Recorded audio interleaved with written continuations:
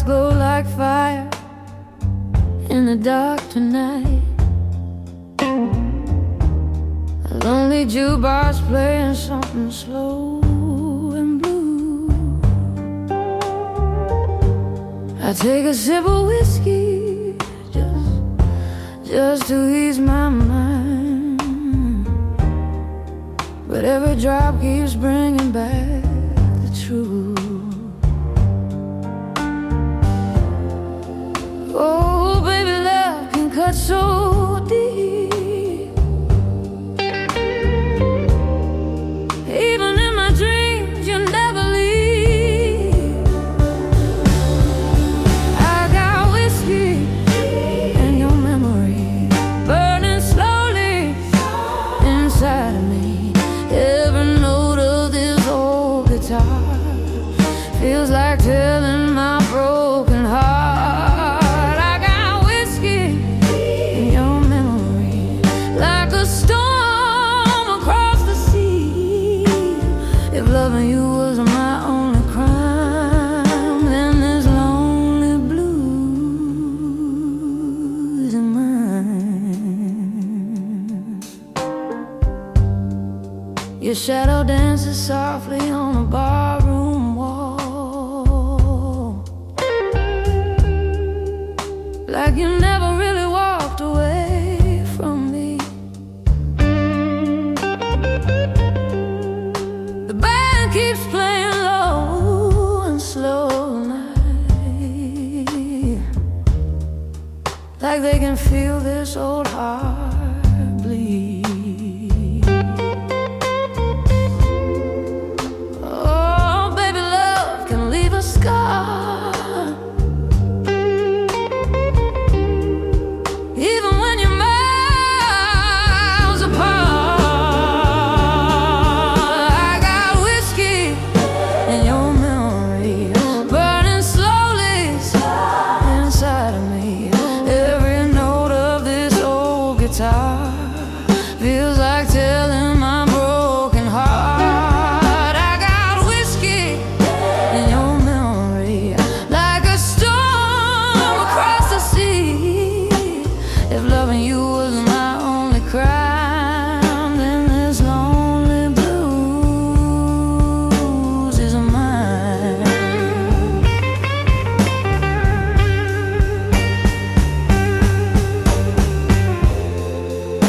Maybe one day I'll learn to let you go,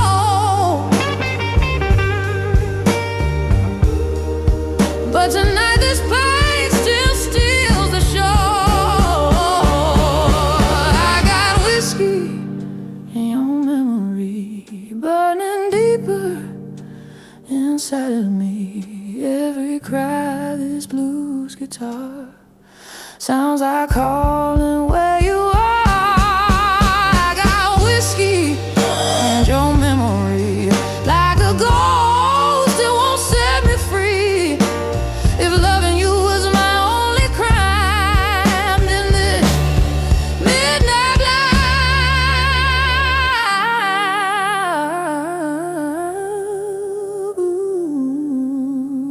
blues is mine.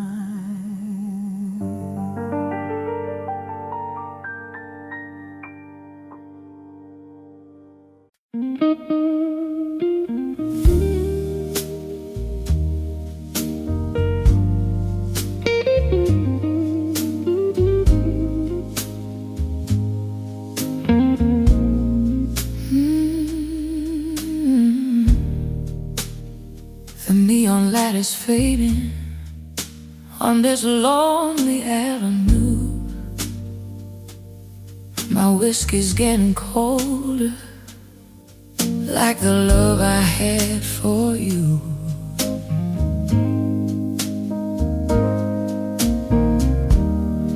I hear that old piano crying soft and low tonight, and every single note keeps saying you were right. Baby, I tried, oh Lord, I tried, but your shadow never left my side.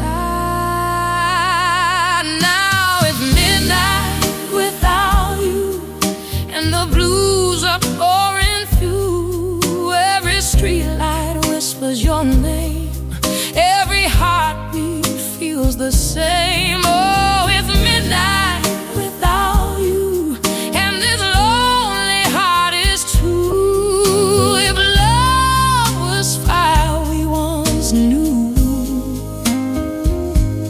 now it's just midnight without you.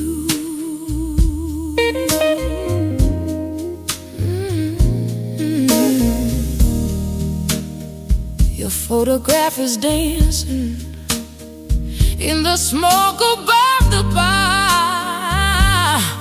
I swear I hear your laughter drifting from afar.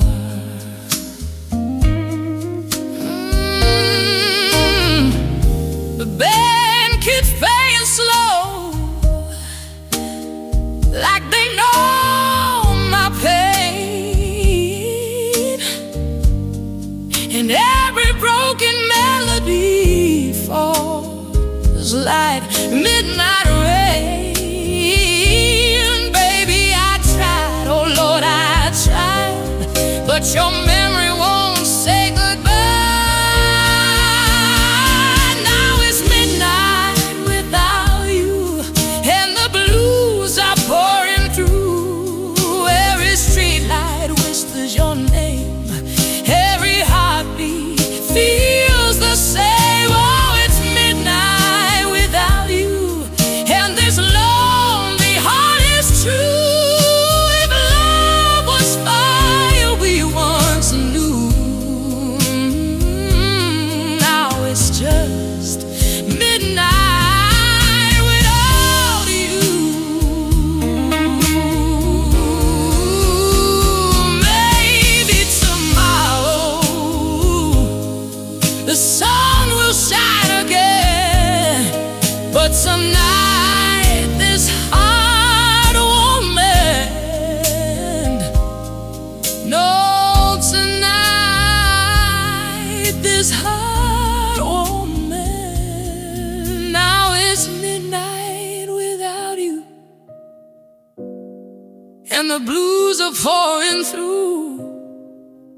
Every streetlight whispers your name, every heartbeat calls your flame. Oh, it's midnight without you, and this lonely heart is blue. If love was fire we once knew,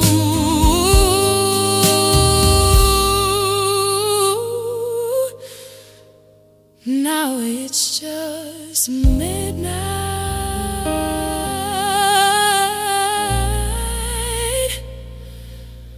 without you.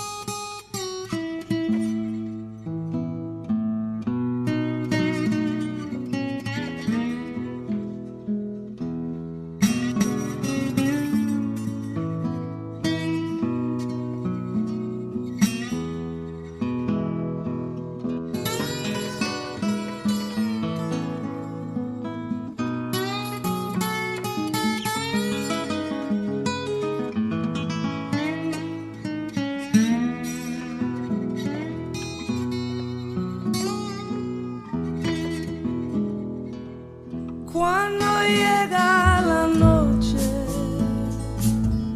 yo recuerdo tu cara, y en las olas del mar siento tu voz, y en la luz de esta luna es tu piel que me roza y esta brisa azul trae tu corazón más cerca de mí.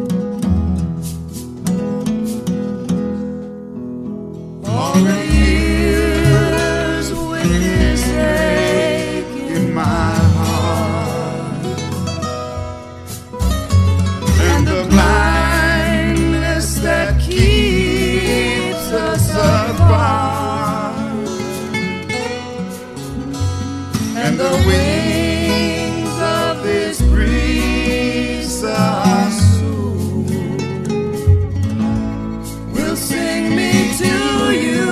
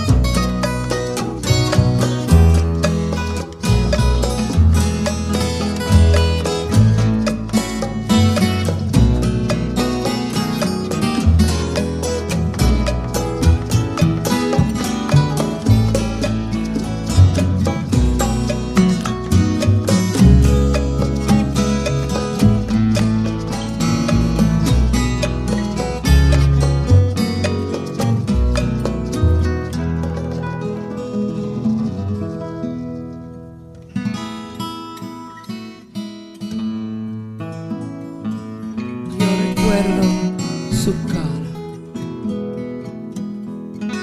y en las olas del mar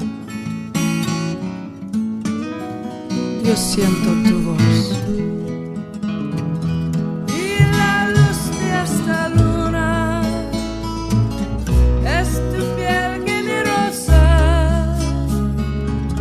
y este brisa azul trae tu corazón más cerca de mí. Esta brisa azul trae tu corazón más cerca de mí.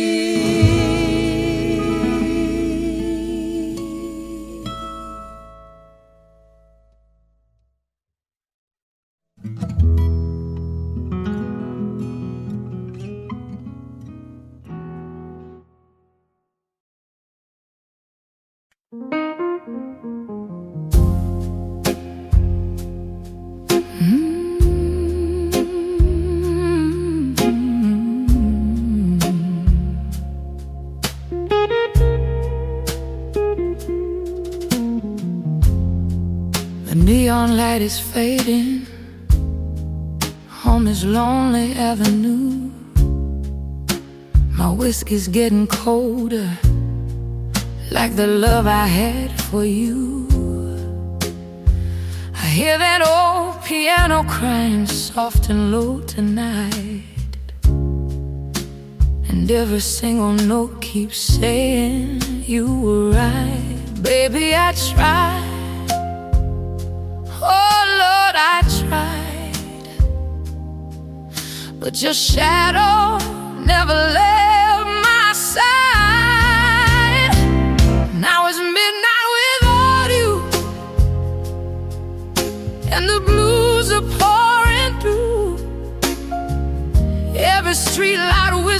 your name. Every heartbeat feels the same. Oh, it's midnight without you, and this lonely heart is true. If love was fire we once knew, now it's just midnight without you.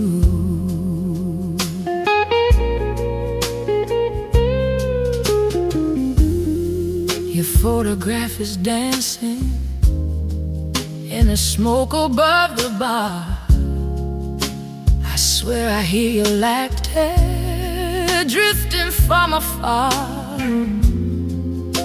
The band keeps playing slow, like they know my pain, and every broken melody falls like midnight rain. Baby, I try, oh Lord, I try, but your memory won't say goodbye. Now it's midnight without you,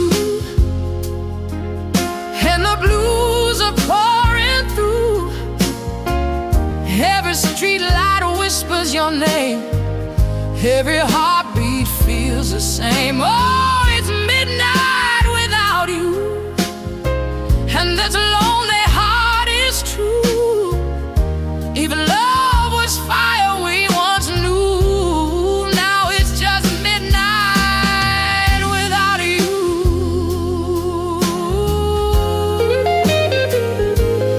Maybe tomorrow the sun will shine again, but tonight this heart won't mend. No, tonight this heart won't mend. Now it's midnight without you, and the blues are pouring through.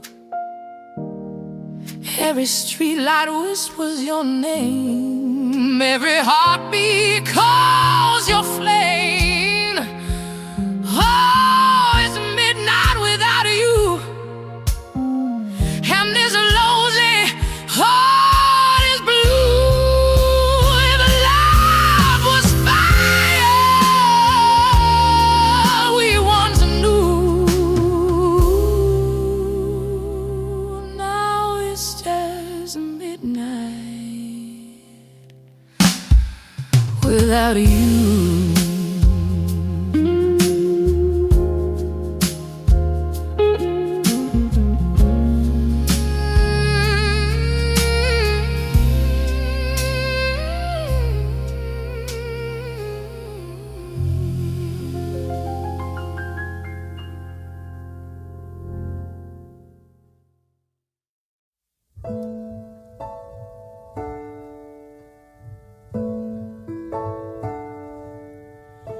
Ain't I got you on the back foot, and you know I got you really good.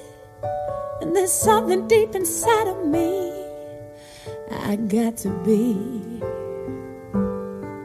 And if you find it hard to follow me, if I lose you in my jet stream, then you only got to raise your eyes and see me fly. Don't tell me that I won't, I can't. Don't tell me that I'm not, I am.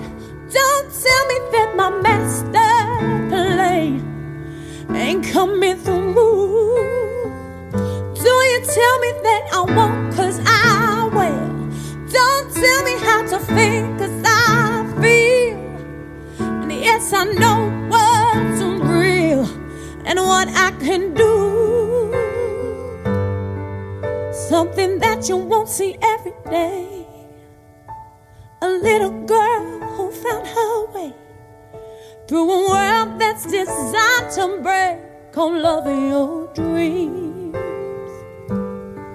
And if there's one thing I would say to you, is that there's nothing that you can't do. And yes, it's all about your attitude. Don't let them get to you. Do you tell me that I won't, I can't? that I'm not, I am.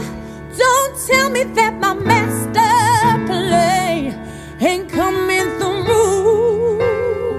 Now don't you tell me that I won't, I will. Don't tell me how to think, 'cause I feel. And yes, I know what's real and what I can do. Ooh, yeah. Ooh, hey. Oh, don't you tell me nothing, no.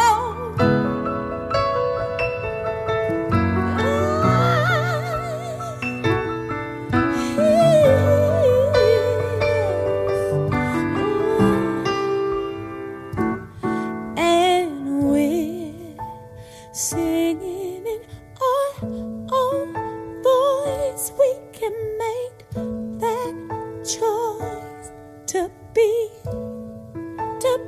free. Yes, we're singing in our own voice. We can make that choice to be free now, to be free now. Don't tell me that I won't, 'cause I can. That I'm not, 'cause I am. That my master plan ain't coming on through. It's coming on through. Don't you tell me that I won't, 'cause I will. Don't you tell me, 'cause I know what's real and what I can do. What I can do. I say, you sing, all right now. L-U-V. I love it. I'm loving, yes I do. And there's nothing you can do here. Music. Ooh, L-U-V. I love it. I love it, I do. Yeah. So don't you tell me nothing. Ooh, ooh, okay.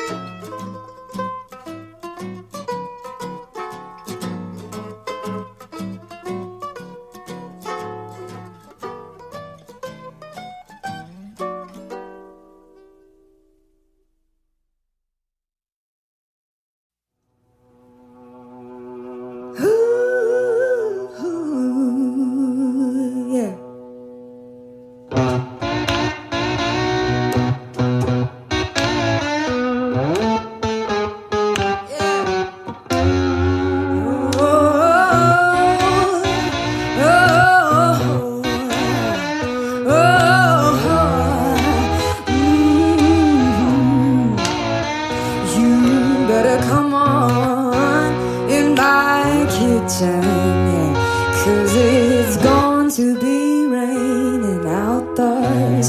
Ooh, the woman I love, yeah, I stole her from my best friend. Some joker got lucky, yeah, stole her back again, yeah. You better come on in my kitchen, hey, 'cause it's going to be raining outdoors. Ooh, the woman I love, yeah, I stole her from my best friend. That joker got lucky, yeah, and stole her back again. Hey, you better come on in my kitchen, 'cause it's going to be raining outdoors. Ooh, oh,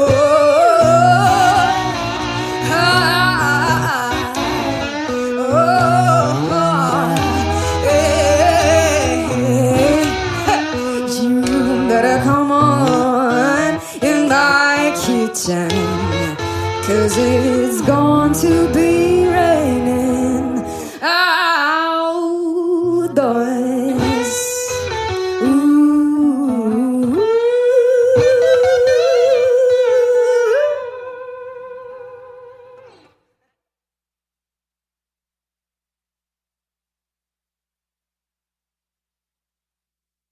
There ain't no use to sit and wonder why, babe, if you don't know by now. Ain't no use to sit and wonder why. It'll never do somehow. Oh, when your rooster crows out the break of dawn, look out your window and oh, I'll be gone. Oh, and you're the reason I'm traveling on. Don't think twice, it's alright. Ain't no use in turning on your light, babe, the light I never knowed. Oh, now it ain't no use in turning on your light. I'm on the dark side of the road. Oh, now I'm thinking and wondering, walking down the road. Oh, I once loved a man, a child, I am told. Oh, I gave him my heart, but it wanted my soul. Now don't think twice, it's alright. Ain't no use in calling out my name, boy, like you never done before.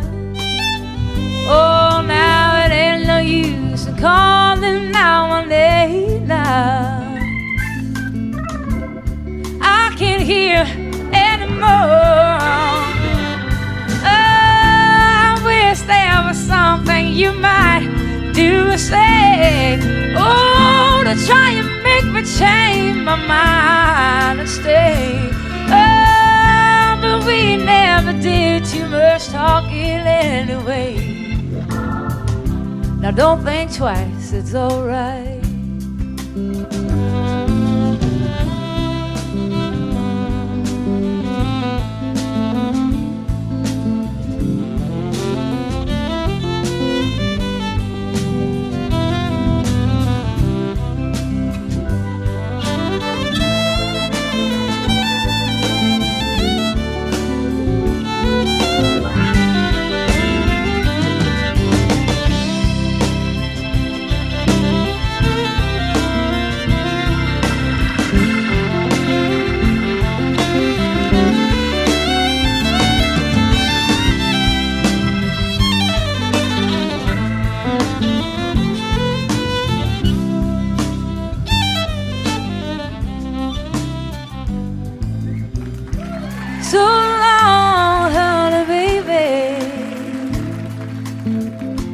Where I'm bound, I can't tell. Oh, my goodbye's too good to wait now. So I'll just say farewell. And I ain't saying that you treated me unkind. Oh, you could have done better for love. I should have known mine. Oh, you just kind of wasted all my precious time. Now don't think twice, it's alright. Oh, you just kind of wasted all my precious time. Don't think twice, it's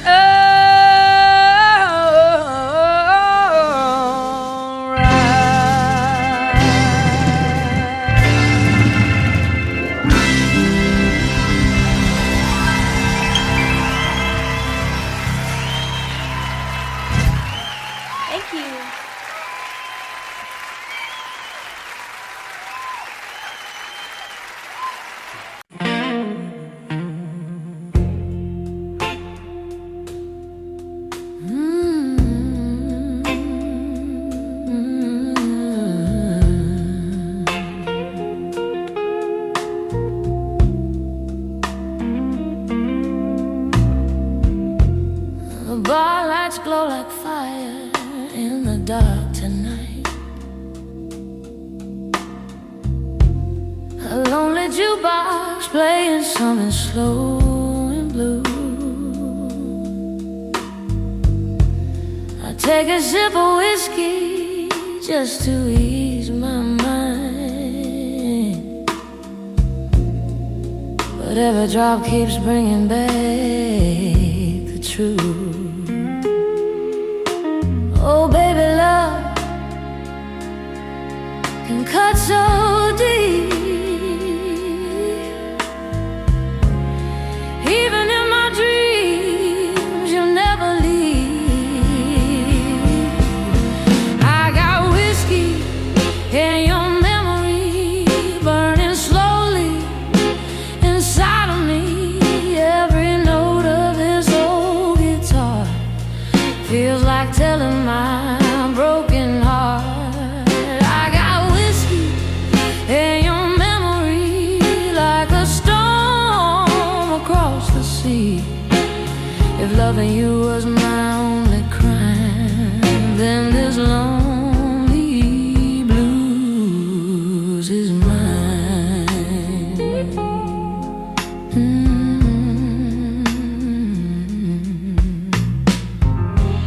Your shadow dances softly on the barroom wall, like you never really walked away from me. The band keeps playing low tonight, like they can feel this so hard bleed. Oh, baby, love can leave a scar, even when you're miles apart. I got whiskey and your memory burning slowly inside of me. Every note of this old guitar feels like telling my broken heart. I got whiskey and your memory, like a storm across the sea. If loving you was my only crime, then this lonely blues is mine.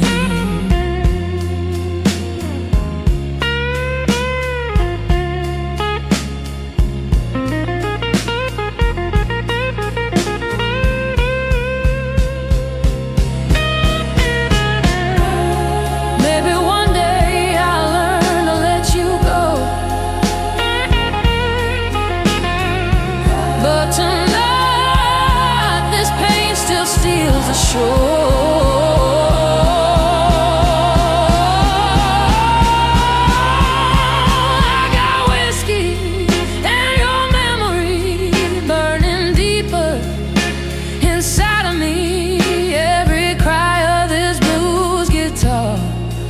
sounds like calling where you are. I got whiskey in your memory, like a ghost that won't set me free. If loving you was my only crime, then this midnight blues is mine.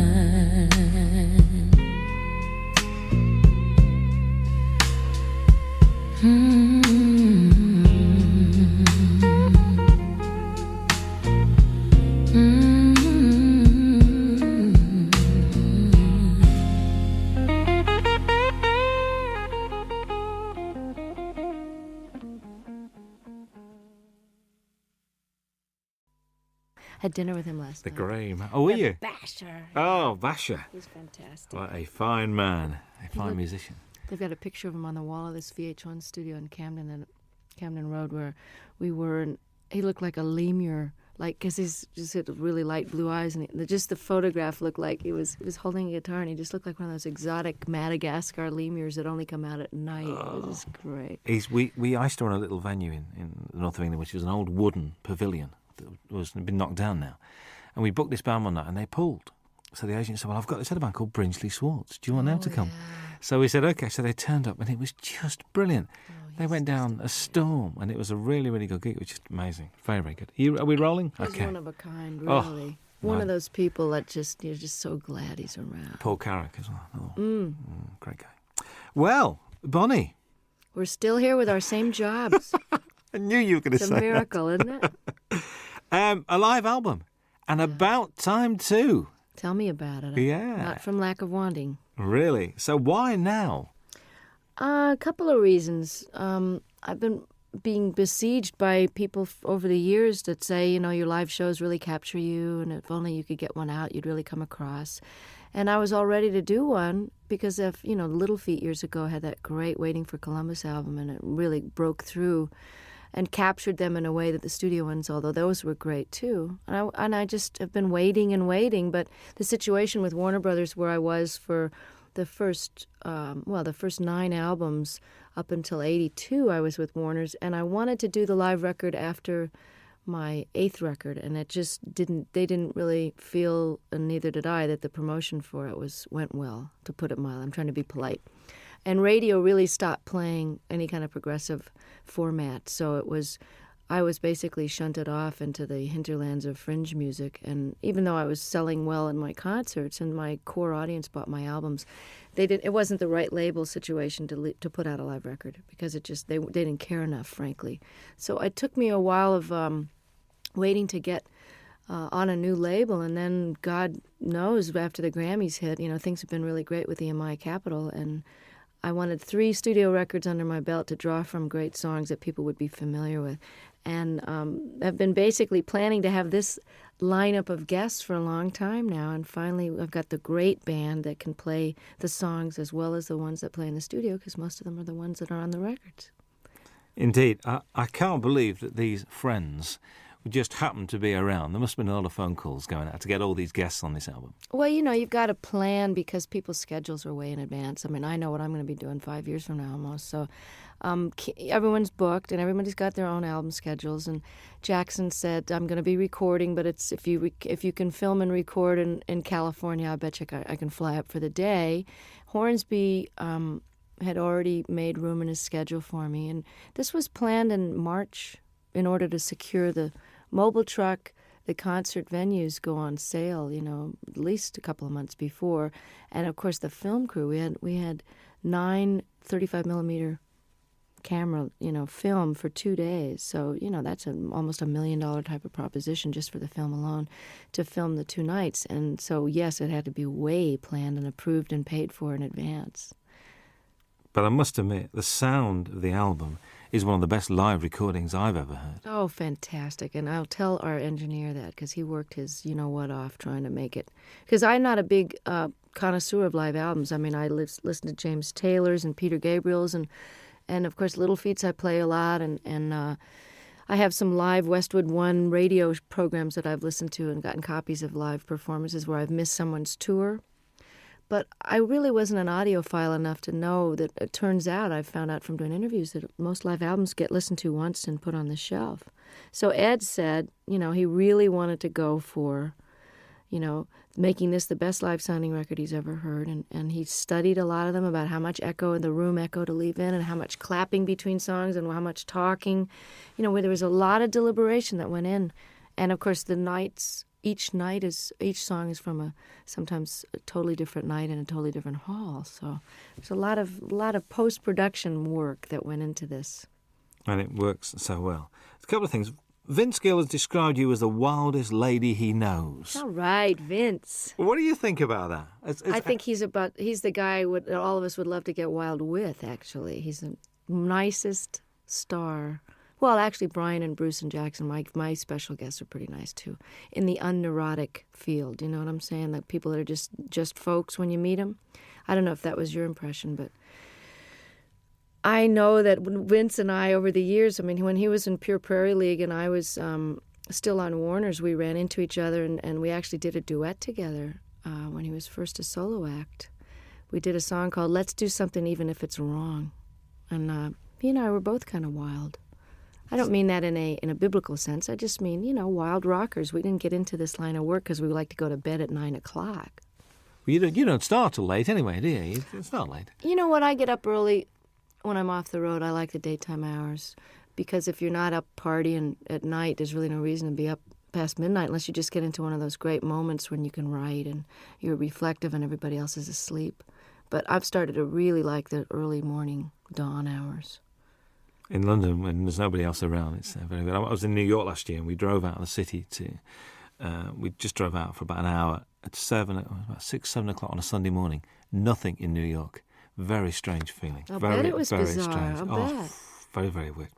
Do you think marriage has given you a different outlook on life? Have you calmed down or not? Or do Michael and you have a sort of a thing, I don't think marriage has much to do with the calming down. I think just getting older, from your 20s to your 30s, there's a certain calming down. And I don't know about your life, but most of the rockers I know, and by rockers I mean not such as a musical categorization as in party as much as you want and can get away with kind of a thing. Like I would never jeopardize my job or walk around stumbling. And, I never was one of those kind of visibly out of it kind of a person where people would comment on it. It was more like a private thing after the show. But lifestyle changes in your 30s are necessary if you want to keep your wits, your memory, your looks, and your health, not to mention the most important, which is your music.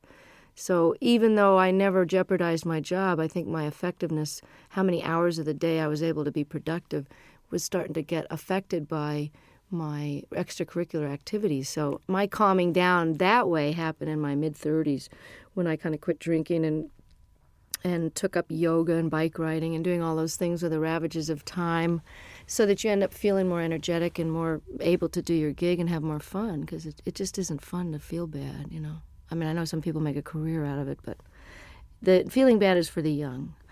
And marriage has just been, it's a challenge and it's very adventurous and it's exciting to know that somebody's not going anywhere when you have a big row. But it's also comforting to know that there's a level of commitment that makes the rough times more doable and that makes the sweet times very, very deep. And, the learning about each other and learning about yourself. Stuff comes up in marriage that didn't come up when you're living together with other, I didn't live with Michael until we got married. And you repeat patterns in your parents' marriage, whether you wanted to or not. And I found that to be a very big surprise because it didn't happen before until you get married. I think you hear those words coming out of your mouth and you go, there she is. There's that mom thing again. Bruce Hornsby appears on two very different songs on this album.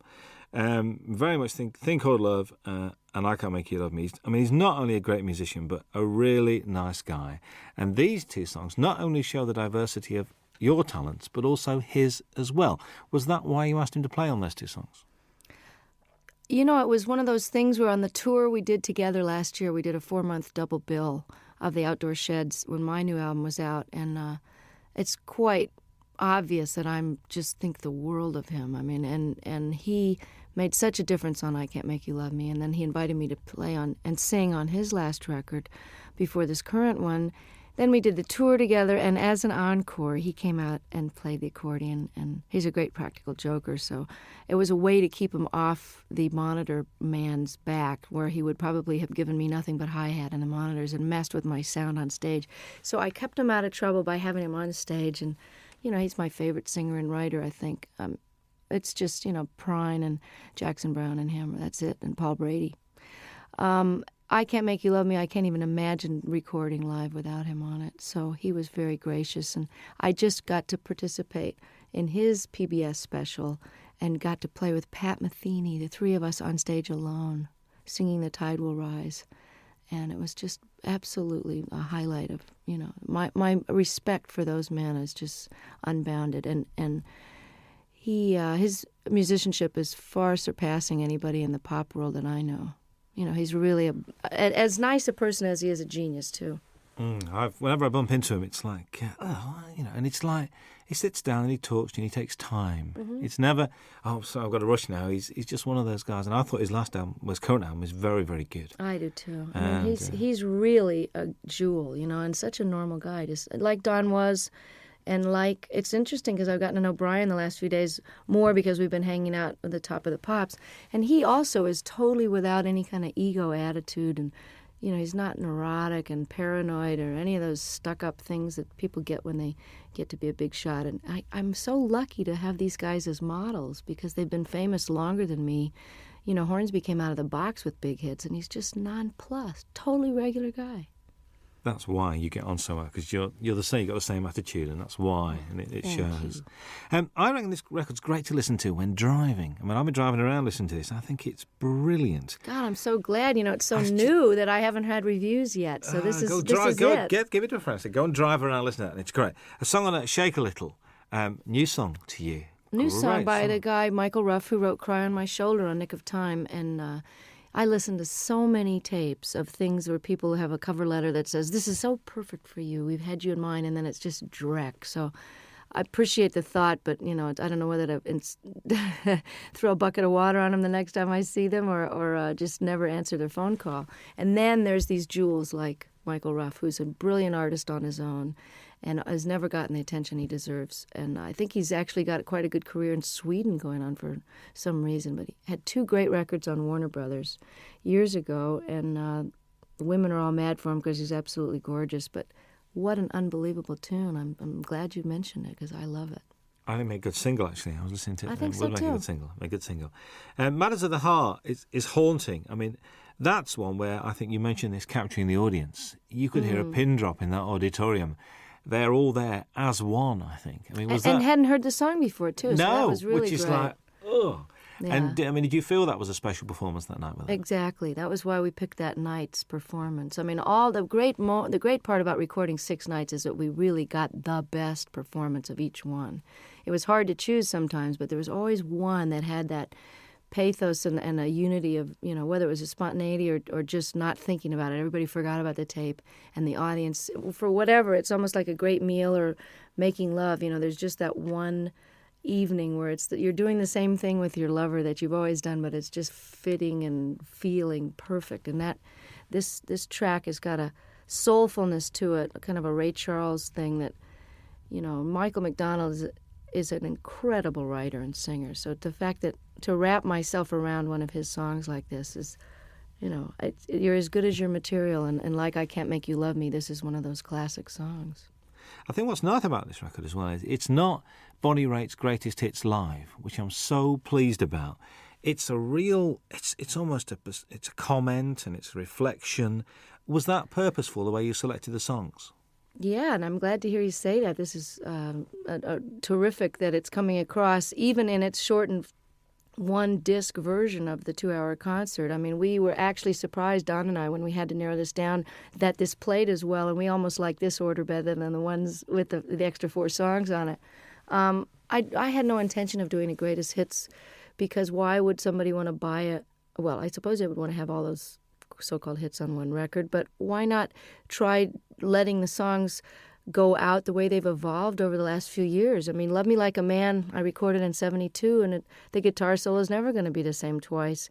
And certainly Have a Heart and Love Letter and different songs from Nick of Time, all of these songs have taken on their own character depending on the tour that we play them. Each tour, everything gets a little shifted by the band members, because just to keep it interesting, but also they just grow. Tempos are changed, Have a Heart has a kind of a South African guitar part on it, and that's partly because I've got one of the greatest guitarists as a foil now, George Marinelli, who used to play with Bruce Hornsby. So I wanted to add something different to the older songs and give people, we got 6 new songs, so it's a little bit of everything. I think so. Charles and Ruth, I'm pleased they're on there. I get the impression the way you work together, there's a real mutual respect amongst the three of you guys. Oh, total. I mean, of all the people that are on a stage at once, everybody has admiration so deep that, I hope it comes through, and I'm glad to hear you say that it can be felt, because Ruth Brown single-handedly was such an influence on Etta James and Aretha Franklin and all the people that I grew up listening to when I was old enough to read about their influences. They were the ones that mentioned Ruth, because I, of course, was only 1 year old when her first record came out. But she's built Atlantic Records with her singles in the late 40s and 50s, as did Charles Brown, who's no relation, by the way. He's from a totally different part of the country. But he also was seminal in starting the whole West Coast blues sound, the transition between the post-war jazz era, and he took his Texas very funky roots. He also was classically trained, and he melded them into the style of jazz with the Art Tatum flavor and the beautiful classical music, to where Nat King Cole became famous based on the music that Charles Brown was doing. And, of course, Ray Charles is a direct descendant, although he doesn't credit Charles, and has never turned around and really helped him, nor has Chuck Berry and some of the other people that really grew up idolizing him. And I always felt it was strange that the great rhythm and blues artists and the white artists of today, who owe such an incredible debt to these pioneers, would not only not put them on the show, or at least throw some money towards the organization out of which they can get some health insurance, since they didn't get any royalties. Because this is the biggest criminal revelation I found out in the last 6 years, is that nobody before 1970 did get royalty participation. And we've just now gotten to the 4th large company to only now, 6 years after the organization was founded, to agree to pay a 10% royalty starting today, for example, as opposed to 30 or 40 years of lost royalties and 10 years of CD sales with no money coming, no health insurance. Every other industry has health insurance and takes care of their own, except ours. So this is a call out to the other artists that are listening and fans to make sure you support the reissues that are paying royalties, and don't buy the bootlegs, and don't sell the records direct. Send the money directly to the artist, believe me, before you rip them off for the 3rd time. Absolutely. That's the Rhythm and Blues Foundation as well we're talking about. Yeah. Good to see blues on this. A fine tribute to Mississippi Frag McDowell. And I remember one night in the middle of winter going to Lancaster University, which is like in the middle of nowhere, because a friend of mine rang me up and said, "We've got to go and see this guy playing." I said, "What's it?" He said, "Mississippi Frag McDowell." I said, "Okay, we'll go." Went along, there was 8 people there. But the guy putting it on loved him, and it was obvious. The guy running the gig said, "Look, I spent my money on this, and just come and enjoy yourself." Isn't that the greatest? Because Fred, I'm telling you, was the most exuberant blues man. They always say, oh, they're so full of pain and grief. I mean, Fred loved to play more than anybody I ever saw, and they're just re-releasing I Do Not Play No Rock and Roll, one of the greatest double albums, and I think it was recorded here in London.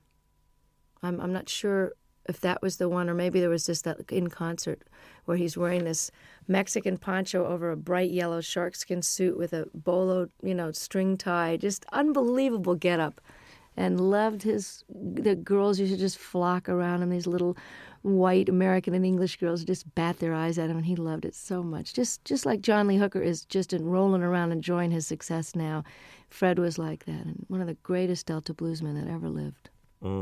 I mean, you say on there, you think these songs get better with age. Do you think your work gets better with age? I sure hope so. I mean, don't you think you're better at your job Now you got more seasoning and humor and perspective and knowledge. I mean, I always think people, as they get older, if they're lucky enough to keep their wits about them and don't get too cranky and discouraged, that people's wisdom and opinion at 70, 80, 90 years old they're like gems, you know? If you're smarter now at 45 than I was at 25, why won't I be even smarter at 65? So I hope that my music is richer and deeper and more accomplished. And I never saw B.B. King or John Reid or Pablo Casals or Segovia get any less with age. They just got more. Absolutely. You're always introduced, which I do like, as Bonnie Raitt and her band, including Hutch and Ricky now. I mean, they're part of the furniture. Hutch, how long has he been around? A long time. He's has the distinction of being one of the only white guys ever play in the Neville Brothers, although they've had a white guitarist for a while. He is so respected by every type of musician. You know, he played in Central America, lived there for a while. The New Orleans cats think he's just it. He lived in San Francisco, was in a band called Copperhead. He knows Celtic music inside and out and can play jazz, Algerian music. I mean, there's nothing the guy can't play. And if you ask him a question, he can give you every detail of every side musician. So he's like a walking encyclopedia. These are sort of nice guys to have around, I think, to contribute to what you're doing. Oh, I'm so lucky to. And this is the best benefit of success, is that while Hutch has been with me for over 10 years, at whatever salary level I was at, he was with me during the rough years in the 80s too, rough meaning couldn't pay very much. Ricky, who has been a successful producer living in Australia, doing film scores and, you know, just co-produced the Boz Scaggs album. And, you know, for those of you, Ricky Fattar from South Africa, he was in a young band called The Flame that was quite famous and was in the Beach Boys for a while. I'm able to afford musicians of the level that I've got now, and that is probably that and raising really great amounts of attention and money for political causes that really need the bucks. Those are the two most incredible aspects of my success that have made the biggest difference, you know. That and good catering, you know, backstage, to actually eat food that hasn't been sitting there for 4 hours. But to be able to play with Ricky and Hutch and have them leave home and come and play with me is just, it's like a dream come true to every night have these guys. And that's why this record was done now. That's why I say in the liner notes, this was the time and you are the reason. Absolutely. Jackson Browne had to be here, really. I mean, there aren't many stages that you and him haven't shared over the years. Mostly benefits as well, actually. But, I mean, to do Opening Farewell is just a bit special, I think. And, you know, we didn't know what we were going to do. I was going to cut this wonderful reggae tune that he did on his last record called I Hear Your Heart Beating Everywhere. I love that song. And I thought we could have a duet, kind of a, you know, We Be 40 kind of a thing. I don't know. And we tried it in my key, and it just didn't sound as good as his. So I said, well, maybe we should send the band off to the wings and just sit here and play Opening Farewell. And it was just done. He came and never had a chance to rehearse it. He never had sung it in that key, never sung a harmony part. And all of a sudden, we're filming and recording it for the history, and he was really a champ. You know, I can barely look at him because I love him so much. And he's so gorgeous and never changes. But, yeah, I said that he had to be on the live record because he knows too much about me, and I'm afraid he's going to talk. He knows where the body's buried. Well, I know where his skeletons are buried, too. There's an argument that drink and drugs have added to some of the finest music and literature. And also that all the great artists have got to be a shade crazy. I mean, you know, eccentric, crazy, call it what you will. What do you think about that? Totally agree. It's true that some of the greatest works of literature that are currently recognized and studied by even the religious right as great works of art. I mean, Hemingway, all the great works of the 20th century, certainly that whole revolution in the 20s, you know, people were faced. You know, I don't know what the expression is over here, but pissed or whatever. You know, there are a lot of that whining and writing about your mother and tortured. A lot of that stuff, when you know about addiction, you know where that mentality is coming from. Well, that's what makes great artists torture. And artists torture themselves. And the myth is that you can't be, quote, funky or as deep or as soulful or as funny if you're not sort of loaded or hungover. is blown by the fact that John Hyatt and Stevie Ray Vaughan and some of the greatest artists of our time are still kicking, you know what, sober. So, and I'm here to tell you from that song that's on this record, and I don't know if it made this cut. Did Feeling of Falling get? I think that's the one we did leave on. I'm not. Yeah, because I want to let people know that just because you're straight doesn't mean you're not totally miserable and twisted sometimes, and it's out of that angst and misery and longing, which is just part of being alive, which you feel more acutely when you're not anesthetized, that some of the most powerful stuff has come out of my guitar, because it's excruciating to be awake. So it's just a different kind of art. If anybody thinks I'm not miserable, look again, you know. And sometimes it's a lot easier to just toss a few back and forget about it, you know. It's trying to be awake all the time that'll get you some good blues tunes. Most definitely. The old tortured theory goes out the window there. And there's this song with Bryan Adams. I mean, what's the story behind this? Did you call him or did he call you? Or if someone was to say to me, okay, you got a new album coming up, and, you know, you've been on the road with Longing in Their Hearts, and you have this ballad here, and you found this Michael Ruff song, but you know what I'm really missing as a rocker? I just wish somebody that I really love would call me up. And, you know, it was like the universe answered my prayer, and I get this phone call from Brian, who I haven't heard from for a few years, and he says, I wrote you this song with this woman, Gretchen Peterson. I hope you like it. It's on the way. I listened to it. It's like tailor-made, great lyrics, a tried and true topic, but done set in a very clever way. You know, you need a rock, not a Rolling Stone. Simple, straight-ahead rocker. And then on top of it, his album was postponed, so as we got closer to the live recording, I went, oh, you know, it would be really great, as if he could sing this with me. And he did. He said, I'm coming. I just can't believe it. It's like, for all the blues people that I helped and all the obscure songwriters I've done songs and talked about over the years, you know, to have somebody like him who is really huge over here in Europe, where I can't get arrested, really. And, you know, for him, he'll be doing for me what I'm doing for Ruth and Charles. So without any compromise, and just pure admiration and love, and just love the guy's work so much, and I love him. And here I am getting to have this handed to me, like Eric and Elton saying, hey, you want to be more known in Europe? We love you. Come on to the Wembley show.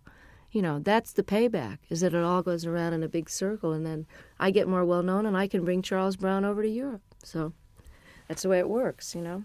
Oh, that'd be very pleasant, actually. Very nice indeed. There's 3 songs that run together. There's Longing in Their Hearts, Love Sneaking Up on You, and Talking Heads, a storming version of that. All right. Were they the same night? Because they just run together. I think they are the same night, actually. But they were pretty slamming all. You know, sometimes we do Come to Me in the Middle, which we didn't have room for on the record. But again, you can get it on import probably. I always thought of doing Burning Down the House since I first got the idea. I've always wanted to cut the song, but I had no idea whether we would do it on this record or whatever. I didn't know if it would make the record. It was just one of those sound check into the last encore of the night. And, you know, by the time you're at the encore point, your fans are so nuts, you know, you can basically play Rachmaninoff's symphonies and get away with it with a reggae beat. But I love Talking Heads. I love this song. Always heard it with slide guitar. And it's very similar in the clavinet part to Love Sneaking Up on You. So I had them as a segue, like half of Burning Down the House into Love Sneaking Up on You. And about 3 gigs into the tour, all the reviews were mentioning, and the audience was jumping up and standing. They were mentioning Burning Down the House. So Don suggested, he said, hey, why don't you just finish the song and flip the order and stick it on there and we'll put it on the record. And I said, no, nobody's going to go for that. And hey, I like it. Listen, it works really, really well. Kim Wilson guests on the album as well. When the Fabulous Thunderbirds are one of the best-kept secrets in Europe, like yourself. Well, that's why I plan to change it. I mean, I'm really glad that by doing a record with Delbert on Luck of the Draw, that 5 million people have that album and now know who Delbert McClinton are, as if anybody's been asleep in a closet and doesn't know. The other great white singer of rhythm and blues is Kim Wilson, and one of the greatest living harmonica players. And Kim and I have been talking about doing this song and performing it together for years, since they first wrote it on a record tastefully entitled Butt Rockin', which I'd love to hear him explain that to his folks. Oh, son, what's the name of your new album? well, Mom, we decided to call it, you know. So if I can get Kim more exposure in parts in the, you know, for the moment that I'm in the sun here and just let people know how brilliant this guy is, I'll be able to die happy because he is just incredible. You know what? Listening to this record, I do have a problem because I'm not now going to be able to say to people, you mean you don't know who Bonnie Raitt is? This is causing me a bit of disturbance here because it looks like the single's going to work, and if the album works, you've knackered a lot of the things that you know who Bonnie Raitt is, and they go, who's that lady who sang that song? You See, know? I'm enjoying coming over here and still being a cult artist, and that, you know, now I'm getting all letters from the people in the States going, you know, you were mine for 20 years, and now I really resent the fact that everybody knows who you are and they're playing you in the supermarkets.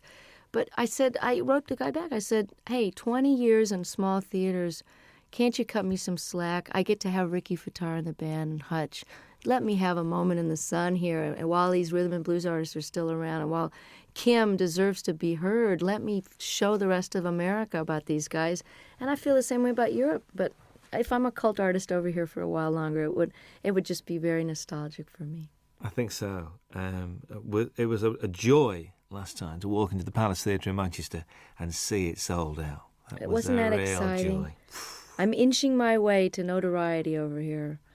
And, you know, I'm really thrilled that this record, that you think it's great, because I'm so proud of it. I mean, it took me a long time to get these songs together, and I took a lot of care in the mixing of it and the choosing of them. And I think if you're coming into me new, that you'll be able to get a good glimpse of what it was like before in some of the blues stuff.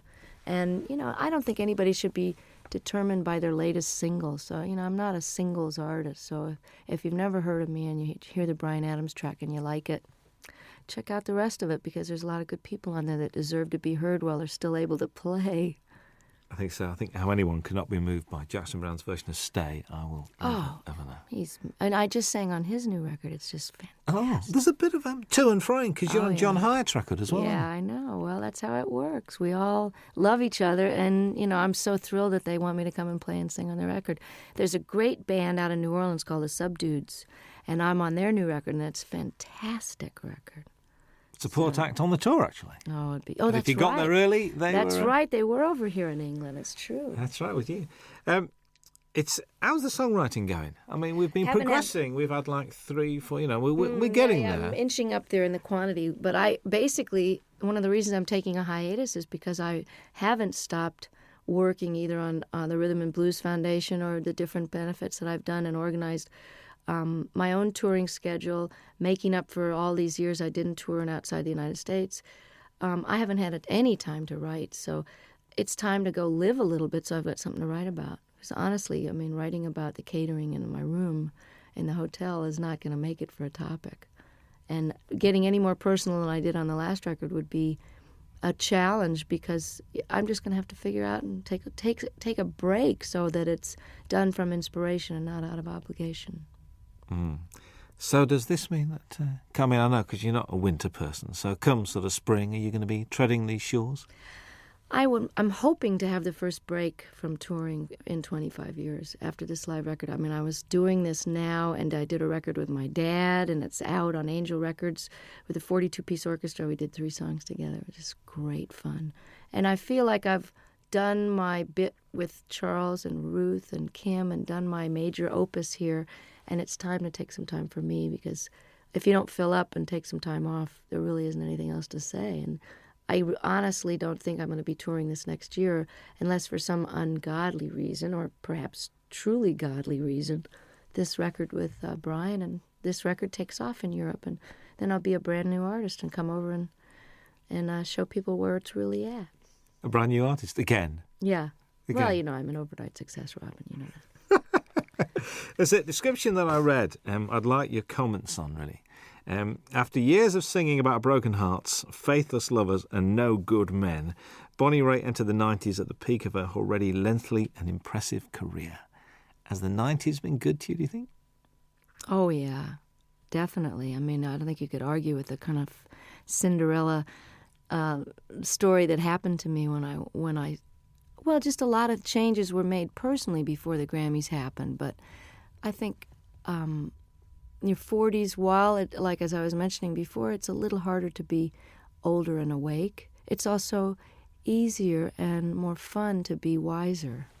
You know, does that make sense?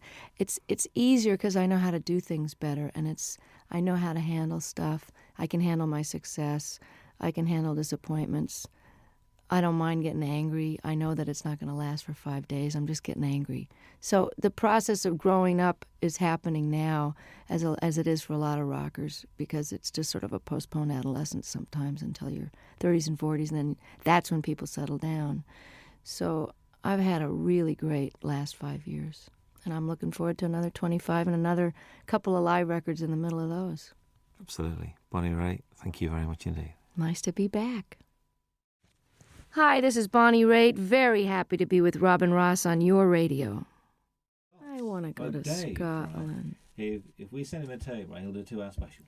Wow. He's like a big supporter, isn't he? These guys are just, Thank you, Dave. Thank you for the homeland, for the young girl who's found her way back to your shores any minute now. I'm threatening to show up for Hogmanay again. Again? Oh, Well, tell people God. this time, will you? See, I'm the only one that remembered what happened those 3 days. The entire country was out of their minds. But the studio was. I'm coming back with a video camera because nobody in America believed it. You know, well, they had some sort of sponsorship. They had little bottles of booze on the table, and there was like 65-year-old people just totally clapping and yahooing it up, which is a little glimpse of what like a Crosby, Stills and Nash audience is going to be like in 20 years. You know, will be a bunch of old geezers singing, you know, just a song before you go. But they'll still be all applauding.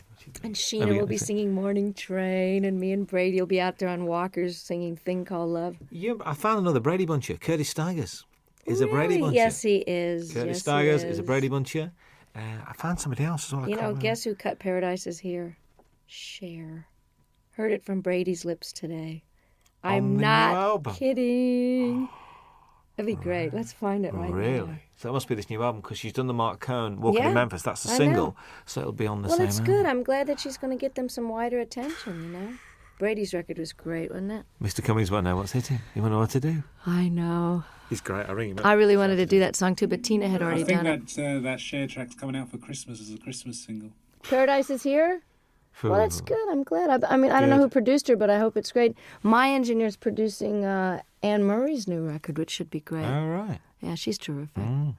When I call you up. Remember when she did that? She would do an acoustic, would she? She should have done. She wouldn't do an acoustic for us. She's doing one now. Hello. I'll come in here and do one. Yeah. We had John Hyatt. John Hyatt did 2 songs. Did he? Yeah, John did 2 songs. Finn did 2 songs, did they not? Which is Neil and Tim Well, Finn. they just told me to come and talk. They did Weather With You, and they did Nobody asked me. We'll ask you. Anywhere, anytime. You know Hey, we're you like. know. You could play the national anthem and we'd listen to. You know that. So, I'd play your national anthem. It'd be interesting. Yeah. It'd be good. We Be good. good. So you're going to Scotland on this break? You're going to try. I want to. I was threatening to go to Ireland or Scotland over the weekend, but I'd like to come back when the days are longer, because it's too hard to come over here and have it get dark at 4. Yeah. Not if unless you. Especially over that. You know what I mean? If your you get nighttime over the hours West can be Coast. more productive, but I want to be able to see stuff. You know. Yeah. You were going to go around Ireland last time I spoke to you. You were going to I visit did Ireland. it once a long time ago, and I want to do it again. I may do it over the weekend. Just get down the country and see part of it. Well, I did get a whole week in did you? there. I did get a week in Scotland, a week in Ireland back in 91, right after the Grammys. Randy Newman's on Jules Holland on Tuesday night. You should get him in here. I'd love to. With Warner's, you see, Warner's a bit strange. So my best man when I got married is head of promotion at Warner's, and he won't let me do any interviews. He said, I leave it to the regional people. I said, but we're getting like 50 Randy's stations. great. I know. I mean, Faust is a great record. Lovely man. When's Bonnie Raitt Call on Peter later? Asher and tell him I told him that he should do it. Excuse Tell me? him who you talked to. Tell him all the people well, you talked to and how many stations We're you going to get. start to, yeah. Well, we Just call him we got you directly. on. Did we get 50 last time? Peter and Gordon. Tell him you're a Peter Gordon fan and call Peter Asher. Remember Peter and Gordon? I actually That's went Peter to see Asher. Peter. He's I said, Randy's- no. he's Well, he used Randy's to manage manager. 10,000 Maniacs as well, didn't he? Yeah. He manages Little Feat. And now he's head of Sony, I think. That's right, I forgot. He got a new job. My former manager is head of Atlantic, then head of Warner's, now he's head of Mercury. Moving Hello. around. We're gonna fire you. Here's $30 million. Get out of here. Oh God. Now you can pay the musician. Here's another label. Oh, Could you sign that for me, please? Are you kidding? Thank you. I've got great. I've got a shiny one because you haven't got shiny pens, have you? Can I have that on tape, please? And you haven't got Robin anything. Ross has a shiny one. You haven't Thank you. Could you sign it for me?